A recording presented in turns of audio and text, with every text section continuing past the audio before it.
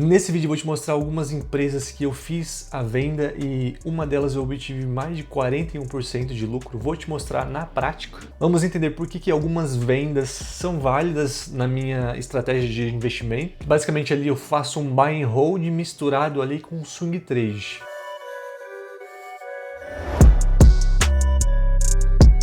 E aí galera, show de bola, Gabriel aqui, e dessa vez eu vou te mostrar algumas movimentações que eu fiz na minha carteira, que eu fiz algumas vendas, algumas compras, rebalancei algumas coisas e vou te mostrar o lucro que eu obtive aí nessa brincadeira. Lembrando que esse vídeo aqui não é uma recomendação de investimento, é uma demonstração das minhas movimentações práticas, não recomendo o que eu estou fazendo, beleza? É por minha conta e risco, skin in the game, beleza? Bom, basicamente eu fiz algumas compras aqui durante o horário do almoço, eu não efetuei a gravação, então eu vou estar comentando aqui em cima o que eu fiz. Então basicamente, ó, temos inicialmente aí a atualização das cotações, né? Antes, no vídeo anterior, eu havia feito a alteração, né, da cotação de cada ativo manualmente. E aí agora eu consegui vincular novamente com o Google Sheets, né, para poder fazer o cálculo.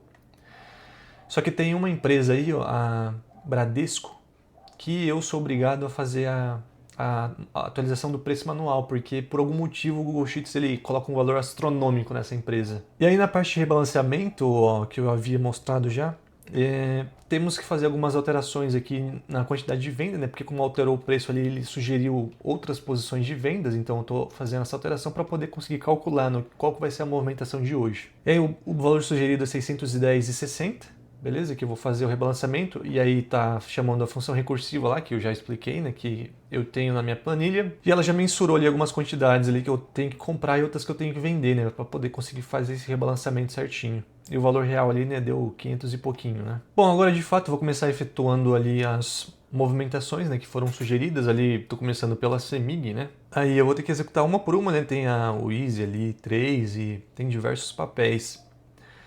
Essa opção aqui de rebalanceamento é bem interessante porque ela busca diminuir um pouco o risco. Então, basicamente, quando você tem um lucro muito alto numa empresa, dependendo do nível, né, é bacana você vender uma parte e realocar em outras ações. Assim você dilui o seu risco. Então, você consolida lucro, você a longo prazo, né, tende a ter resultados mais consistentes. Bom, acelerando as movimentações, então basicamente total executado foi 2.600, então teve compras e vendas, o que saiu do meu bolso foi basicamente os 600 e pouquinho. E eu aqui no outro dia útil, né, já tenho aqui a nota de corretagem, vou mostrar aqui para vocês, ó.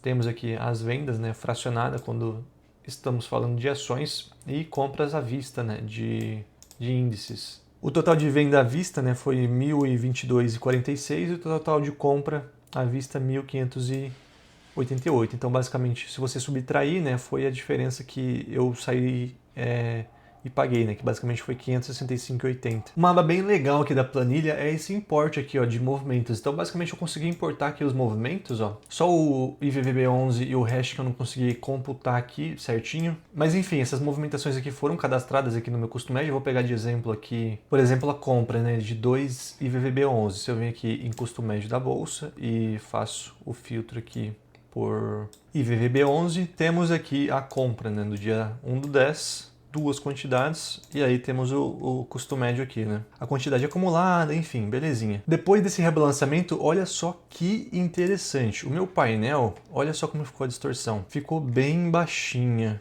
Então temos aqui a distorção de 0,5, 1,9, até 2 é tolerável, né? Então tá tranquilo, porque o IVB11, se eu não me engano, antes do rebalanceamento ele estava tipo 5, 6%, né? Então agora ficou bem melhor. Inclusive aqui no cálculo, né, de rebalanceamento, se eu faço um novo cálculo, eu já coloquei aqui para fazer um teste, olha só, agora ele fala para comprar vários papéis, né? E não só alguns, né? Então quer dizer que o rebalanceamento tá belezinha, só alguns que estão a sugestão de venda aqui, né? E vamos agora para o ponto-chave do vídeo. Vou te demonstrar aqui o lucro que eu obtive com alguns papéis que eu vendi, né? No caso, o que eu demonstrei ali na nota de corretagem. Então, basicamente, nessa aba aqui, ó, resultado DY, eu tenho aqui, ó, no 3/10, né? Que é quando a B3 lá computou as transferências de liquidação, né? Para poder fazer as vendas. Então, tem aqui a quantidade que eu vendi de cada uma. Então, eu vendi algumas aqui, Bradesco, Copel, Itaúsa, né, e Tubi4 e por aí em diante. Aqui tem os respectivos custos médios, né, nesse período do tempo que eu vendi.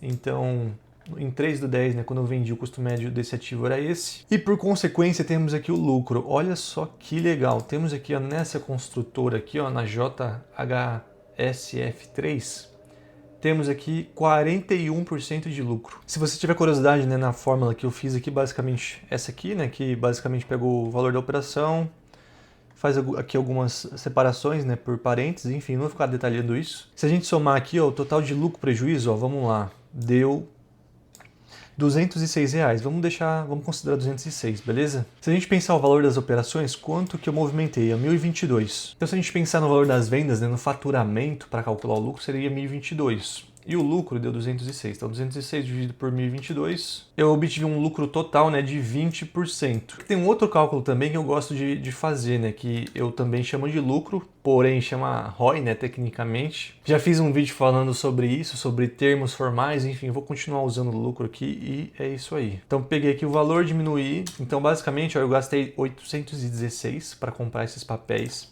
E se a gente fazer 206 dividido por 816, ou seja, quanto o meu lucro representa perante ao valor que eu gastei. Então eu tive um retorno, né, sobre o que eu gastei de 25%. Eu chamo isso aqui de lucro, né, mas tecnicamente é ROI, então eu vou chamar de lucro e tá tudo bem. Se olharmos a média aqui, ó, deu cerca de 26%. Então o ROI, né, que a gente calculou aqui de 25%, que eu chamo de lucro, ele ficou bem próximo da média aqui, que foi 26%. Então tá bem bacana, né? E olha só que legal, o meu custo operacional, né, que quanto aqui basicamente ele indica, né, quanto que eu gastei, quanto saiu do meu bolso, quanto que veio de dividendos, né, quanto que veio de rendimentos que entrou aqui, e também conta os valores de reaportes. E aí se a gente considerar aqui, ó, foi 11 mil e pouquinho, né? O total de proventos recebido agora é 439 e o lucro prejuízo, né, que foram partes aqui dos resultados aqui, então basicamente esse lucro aqui, ele vai entrar aqui no meu lucro prejuízo. Por quê? Para poder conseguir abater esse custo operacional aqui. Então se a gente faz a continha aqui, né, do custo real, que é o quê? Basicamente fazendo a subtração do que eu reinvesti e fazendo a subtração do que veio de proventos. E aí aqui eu consigo mensurar quanto de fato saiu do meu bolso. Então saiu do meu bolso 10.529 e o meu patrimônio atual hoje é 11 mil e pouquinho. Então tá dando aqui 13,86 de rentabilidade. Lembrando que essa métrica aqui não é o mais certo possível. Eu faço assim porque eu acho melhor no meu caso. Enfim, eu espero que vocês tenham gostado. Não se esqueça de deixar o seu like, se inscreve aí para acompanhar novos vídeos que eu vou fazer. E é isso, galera. Muito obrigado. Valeu!